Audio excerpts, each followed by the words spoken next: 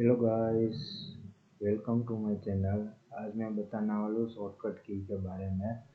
जो शॉर्टकट की है शिफ्ट प्लस डिलीट। ओके, मैं अभी दिखाता हूँ ये शॉर्टकट की, बेसिक शॉर्टकट की। उसमें शिफ्ट डिलीट आता है। उसका काम क्या होता है? Bypass the recycle bin resulting in permanently delete and file and folder.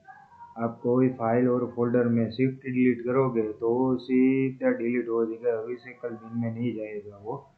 या डिलीट शिफ्ट डिलीट करोगे तो ही रिसाइकल बिन में जाएगा। शिफ्ट डिलीट करोगे तो रिसाइकल बिन में से भी डिलीट हो जाएगा, वो बाईपास हो जाएगा, परमानेंटली डिलीट हो जाएगा। तो मैं अभी दिखाता हूँ वो कैसे काम करता है शिफ्ट प्लस डिलीट।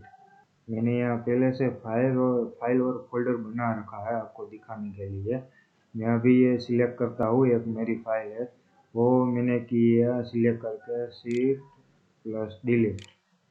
ये आपने पूछेगा कि आपको परमानेंटली डिलीट ही करना है ना, तो यहाँ से यस करोगे तो वो डिलीट हो जाएगी। अभी वो रिसाइकल बिन में नहीं दिखाएगी, नहीं कुछ नहीं दिखाता है। ऐसे ही शिफ्ट डिलीट काम करता है।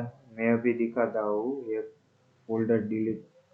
ये फोल्डर आ गया, ये फोल्डर है, ये मैंने सिलेक्ट करा और ये डिलीट किया तो वो डिलीट हो गया।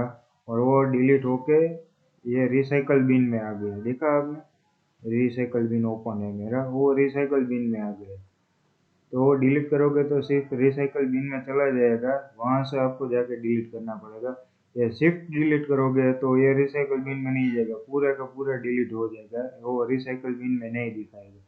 वो शिफ्ट डिलीट ऐसे ही काम करते हैं, आप भी ऐसे ही काम करा सकते हो। और रिसाइकल डिलीट करोगे तो रिसाइकल बिन में जाएगा, आप शिफ्ट डिलीट करोगे तो वो परमानेंटली डिलीट हो जाएगा।